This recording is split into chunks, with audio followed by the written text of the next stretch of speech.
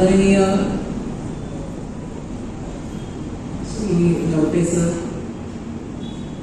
आमच्या लवटे मामी रेखा मामी,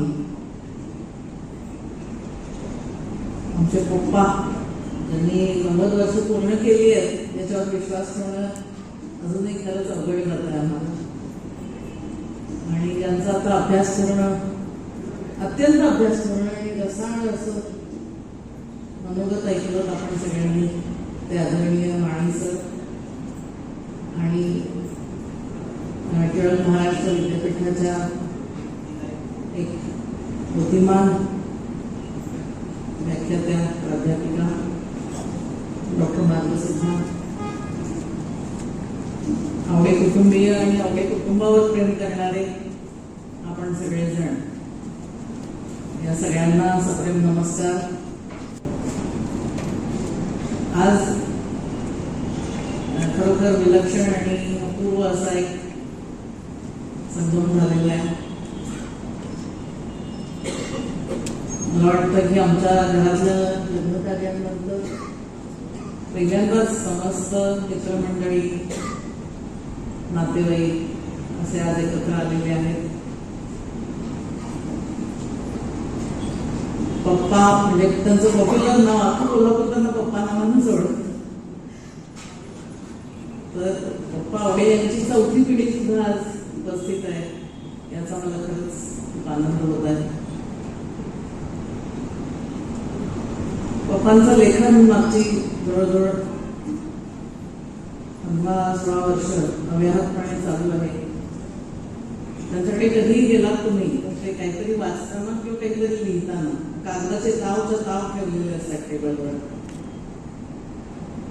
म्हणजे लहान मुलीची पण त्यांना आठवण राहत नसेल इतकं त्यांचं ते वाचन आणि लेखन याच्यावरचं प्रेम आहे. एक गमतीदार किस्सा सांगितल्याशिवाय मला राहत नाहीये. पप्पा जेव्हा आम्ही त्यांना ती संधी दिली नाही, पण माझे 2 नंबरचे ते प्रमोद भाऊजी यांच्यासाठी मुली बघायला जायचे, तर ज्या घरात पेपर येत नसेल मी गेले की आधी मुद्दाम पेपर मागायचे, आज कोणता पेपर आला. त्यांनी जर सांगितलं की नाही आम्ही पेपर घेत नाही, मग शेजारच्या घरात जर मागायला गेले तर रिजेक्ट. त्या घराशी आपण ते जुळवून घेऊ शकत नाही असं त्यांचं मत नाही. आणि ते स्वाभाविक होतं. म्हणजे आम्ही सगळेच अगदी त्यांच्या एवढे नसते तरी सगळेच वाचनावर, लिखाणावर प्रेम करणारे लोक होते. तर अशा प्रकारे ज्यांचा पोषण, परितोष हा लेखन वाचनावर झालेला आहे, त्यांनी त्यांच्या काळाच्या मानानं आणि ज्या गावात पप्पा आले देवपाडळे, त्या गावाच्या मानानं खूपच उंच मिळणं अत्यंत स्वाभाविक होतं. जीवनासाठी जे काही कष्ट करणं आवश्यक होतं, झगडणं आवश्यक होतं, इतर सर्वांप्रमाणे त्यांनीही ते केलं. परंतु त्याच्या जोडीनं त्यांनी लेखन, वाचन या गोष्टींची साथ सोडली नाही. मित्रपरिवार सुद्धा त्यांचा असा होता की त्यांना या सगळ्या गोष्टींबद्दल प्रेम असेल, वैचारिक चर्चा करता येते. लवटे मामांना तर त्यांनी अगदी कुटुंबियांपेक्षा जास्त जवळचं नांद. सर्व शक्ती सुखदुःखांमध्ये वटवृक्षाप्रमाणे लवटे मामा आमच्या कुटुंबासोबत असायचे. आणि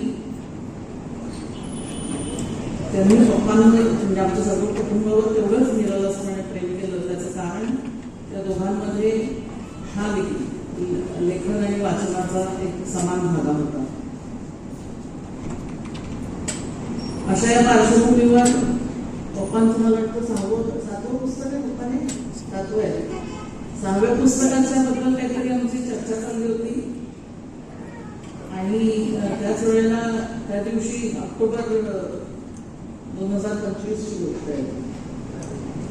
मम्मींचं आमच्या त्यांना आदरांजली वाहण्याचा दिवस ऑक्टोबर 21 मध्ये मम्मी गेल्या 24 फेब्रुवारी. तर त्या दिवशी मग स्वाभाविकपणे आम्ही 2-4 मिनिटं मम्मीच्या आठवणींमध्ये सगळेजण बघतो. प्रत्येकजण आपापल्या परीनं त्यांच्या आठवणींना उजाळा देतो, त्यांच्या संस्कारांना उजाळा देतो. त्यावेळेला मी सहज पप्पांच्या मनात एक बीज पेरलं. आपण त्यांच्याबद्दल बोलतो, तुम्ही एवढी पुस्तकं लिहिली तर मम्मी पण लिहा. आणि पप्पांनी पण ते खूप मनावर घेतलं. म्हणजे मला तर एक आठवड्यातच बोलले, तू कधी लिहितेस, तू पण लिहून दे. अशी त्याची सुरुवात केली आणि पप्पांनी त्यांच्या नेहमीच्या पद्धतीने झपाट्यानं ते पुस्तक पूर्ण केलं. माझ्या तर खूप दिवस मागे लागले. तेव्हा सगळ्यांचं आलंय, तुमचंच नाही आलं, तुमचंच नाही आलं, तुमच्यामुळे प्रकाश मोठीला म्हणायचं. आम्हालाही हा मुहूर्त साधावा असं वाटत होतं. त्यामुळं आम्ही पण फार काही मनावर घेतलं नाही आणि मग ते त्याच्या गतीनं शेवटी आज पूर्ण झालं. पप्पांचं एक स्वप्न आणि आमचं सगळ्यांचं एक स्वप्न. मला इतकं महत्व आहे ना की आपल्याला वाटतं की घरातल्या स्त्रीचे असे काय असणार आहेत संस्कार. परंतु आज जे रेखा मम्मी आहे त्यांना माहिती आहे की किती बारकाव्यानं, म्हणजे रेखा मम्मी सुद्धा त्याच संस्कारातून आलेल्या आहेत. अतिशय बारकाव्यानं संसार केला मम्मींनी आणि त्यामुळं प्रत्येक गोष्ट म्हणजे काटकसर कशी करायची, काही वाया कसं जाऊ द्यायचं नाही, सगळं वेळेच्या शिस्तीत कसं बसवायचं. त्या स्वतः नोकरी करणाऱ्या होत्या आणि त्या काही असं घरी सगळं घरचं सगळं काम करून मगच नोकरीला बाहेर पडायच्या असतील. तर त्यांचा डिसिप्लिन किंवा त्याच्या मागचा विचार हा खरोखर वाखाणण्यासारखा होता आणि मी तर तो म्हणजे लगेच आत्मसात केले. त्याच्याकडे मी पुढे येणारच आहे, पण आधी त्यांचे संस्कार काय आहेत त्याबद्दल जरासं तपशील सांगणं मला आज आवश्यक वाटतं. की त्यांची शनिवारी सकाळची शाळा असायची. तर शनिवारी भरल्या वांग्याचीच भाजी करायची कारण त्याला वेळ लागत नाही. त्याचा सगळा कसा पटकन मसाला करून, ती पण पद्धत अगदी सोपी. स्वयंपाकाची पद्धत अत्यंत सोपी पण अत्यंत चविष्ट स्वयंपाक असायचा त्यांचा. तर त्या दिवशी ते सकाळी भरल्या वांग्याची भाजी चपात्या करून बाहेर पडायचे. भरल्या वांग्याचा मसाला म्हणजे मसाला, कांदा, कोथिंबीर आणि शेंगदाण्याचं कूट असं सगळं मिसळून त्यात भरायचं. रोजचं जेवण सुद्धा ठरलेलं असायचं. त्याचा भाज्यांचा क्रम कोणता असेल. संध्याकाळी पालेभाजी, तव्यात भाकरी झाल्या की पालेभाजी टाकायची किंवा कारल्याचे काप करायचे किंवा कोणाकडे काही चांगलं वेगळ्या प्रकारचं खाल्लं तर ते करायचं. अशी त्यांची ती एक शिस्त होती. रविवारी कोल्हापूर असल्यामुळे मटण अपरिहार्य आणि मग तो क्रम असा मला अंगवळणी पडायला थोडासा वेळ गेला कारण माझी काही कोल्हापूरची पार्श्वभूमी नव्हती. त्यामुळे कोल्हापूर पद्धतीचा स्वयंपाक तर मला मध्येच येत नव्हता. सगळं मी माझ्या सासूबाईंच्या हाताखाली शिकलो. त्या बोलायचं तेच काही पण शेजारी येऊन उद्या राहायच्या तर असे हातपाय कापायचे.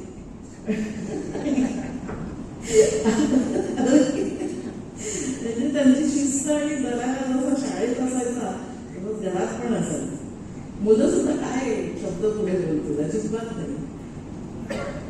आणि त्यामुळं आम्ही घडलो. म्हणजे माझं तरी पूर्ण श्रेय मी मम्मींना देईन कारण त्यांच्यामुळं मला ही सगळी शिस्त माहिती झाली. अंघोळणी थोडी कमी पडली पण माहिती तरी झाली की असं वागलं तर आपण काहीतरी करू शकतो. हा एक आत्मविश्वास निर्माण झाला. त्यामुळे मी पण काही वर्षातच त्यांच्याप्रमाणे सकाळी 10ला सगळं तयार करून घरातलं सगळं आवरून म्हणजे स्वयंपाक धुणी भांडी सगळं आवरून जाऊन लायब्ररीत बसायचे आणि मग त्यामुळे मला जे काही यश मिळणार होतं ते फार लवकर मिळालं. तर अशा प्रकारे त्यांच्या व्यक्तिमत्वाचा एक काही प्रभाव होता. आणि त्या काळी मला आठवत आहे TVS नावाची गाडी होती पप्पांची आणि ते त्यांचा रस्ता वगैरे पण ठरलेला असायचा कामाच्या वेळेला. ते ऑफिसमधनं सुटले की मुंबईला घ्यायला जाणार किंवा जे काही असेल. आणि दराला इतकं होतं की माझ्या नवऱ्याचे मित्र किंवा दिरांचे मित्र ते त्या रस्त्याला जायचे नाहीत. त्यांना माहिती असायचं आता पप्पा इकडनं येणार आणि मग आपल्याला बघितलं की काहीतरी आपल्याला टोकणार म्हणून ते सगळे थांबून बिचारे रस्ता बदलून जायचे. कुठे गेले अजित पाटील? पाटील साहेबांचं घर अगदी रस्त्यावर होतं. मालती बंगला म्हणून आहे ताराराणी विद्यापीठाच्या समोर.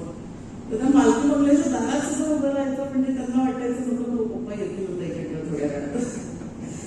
तर अशा प्रकारे कोल्हापूरमध्ये म्हणजे जो काही मित्रपरिवार होता त्यांनी जोडलेला आधीपासून, तर त्या मित्रपरिवाराला सुद्धा आमचे अजित मित्र राहुल देसाई आणि तुमच्याही लक्षात असेल की काही ठराविक वेळा आणि ठराविक रस्ते पाठ होत असायचे.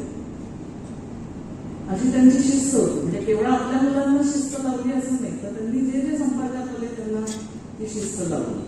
आणि हे खूप मोठं वैशिष्ट्य आहे. म्हणजे आपण असा विचार करतो की समोरच्याला आवडेल की नाही, तो दुखावेल का, परत आमच्याकडे येणार नाही का, असं काही नाही. त्यांना असं वाटायचं की ह्याला गरज आहे या शिस्तीची. हा जर हा शिस्तीत आला तर हा अजून काहीतरी नक्की करेल, प्रगती करेल. हा एक ठाम विश्वास त्यांच्या या वागण्यामागे असायचा. अरे वा पाटील साहेब नमस्कार. विश्वास महाराज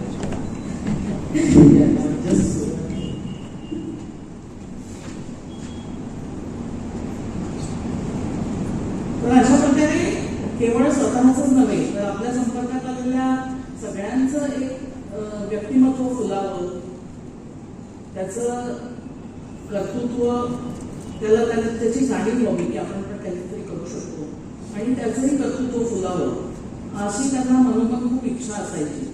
आणि त्याप्रमाणे वागायच्या.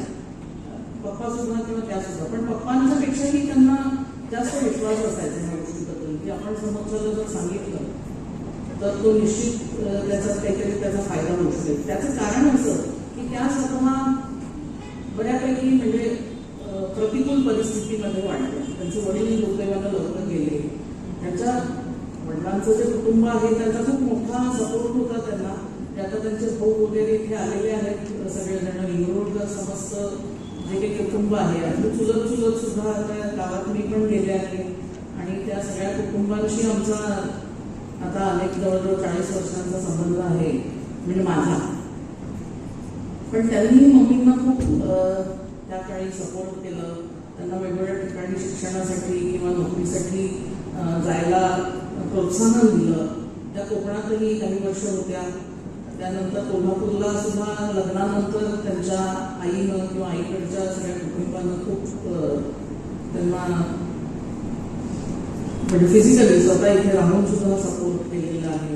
त्यांचे सगळे चुलत भाऊ जे आहेत आता दिलीप मामा आलेले आहेत, मामी आलेले आहेत, कुमार मामा आले. तर ह्या सगळ्यांनी सुद्धा या कुटुंबाला खूप मानसिक आधार खूप दिला आणि त्यामुळं मम्मींना त्याची जाणीव होती. आणि ह्या जाणीवेचा किंवा ह्या कृतज्ञतेचा उतारा कशा प्रकारे आपण समाजाला देऊ शकतो. तर मला तर खात्री आहे की त्यांच्या विद्यार्थ्यांना सुद्धा त्यांनी अशाच प्रकारे शिक्षण दिलेलं असणाऱ्या शाळेमध्ये बरेच जण आम्हाला त्यावेळी कोल्हापूरमध्ये भेटायचे. माझ्या मुलाचा 3.5-4 वर्षाचा असताना ऍक्सिडेंट झाला. तर तो रिक्षावाले काका जे होते ते पण मुलींचे विद्यार्थीच होते. उज्ज्वल धर्मावडे म्हणून. त्यांनी इतक्या आत्मीयतेनं म्हणजे इतर पण कोणी असतं तर केलंच असतं, पण उज्ज्वलनी ज्या पद्धतीनं यशचं जे काही त्यावेळेला मोठा ऍक्सिडेंट झाला होता तर त्याला तातडीनं दवाखान्यात नेणं, ऍडमिट करणं, योग्य ती ट्रीटमेंट मिळेल याच्यासाठी दक्षता घेणं, हे सगळं खूप प्रेमानं केलं. पण अजून पण ते आठवलं तर खूप असं कृतज्ञतेनं भरून येतं. तर असं मम्मींनी सगळीकडे पेरलेलं प्रेम जे आहे, कृतज्ञता जी आहे ती नक्कीच उभवून येताना आम्हाला आमच्या आयुष्यामध्ये पाहायला मिळाली आणि आमच्या पुढच्या पिढीनेही ती पाहावी, लक्षात ठेवावी, त्याचं आचरण करावं त्यांच्या जीवनामध्ये असं मला खरोखर वाटतं. आणि त्यामुळं अशा प्रकारचं योग्यपणा आम्ही समारंभ मोठा करायचं ठरवल्यानंतर माझ्या मनात हेच आलं की हे पुढच्या सगळ्या पिढीला याचं ज्ञान असलं पाहिजे, माहिती असली पाहिजे आणि त्यांनी त्याप्रमाणे मार्गक्रमण केलं पाहिजे त्यांच्या आयुष्यामध्ये. हेच मला मुख्य मम्मींच्या आयुष्याचं सूत्र. आणि पप्पांचं गणपतीच्या निमित्तानं हार्दिक अभिष्टचिंतन करते. त्यांना 100 वर्षापर्यंत दीर्घायुष्य 100ही पार करून पप्पा आणि त्यांचं फिटनेसकडे बघितलं तर आम्हालाच खरं म्हणजे लाज वाटते की अरे आपण अजून काही त्यांच्याप्रमाणे फार काही करत नाही फिटनेससाठी. त्यांच्या फिटनेसकडे बघून आपल्याला विश्वास वाटतो की हे नक्की 100 पार करतील. तर तसंच त्यांना आणि दीर्घारोग्य लाभो अशी शुभकामना व्यक्त करते आणि माझे लांबलेले भाषण संपले.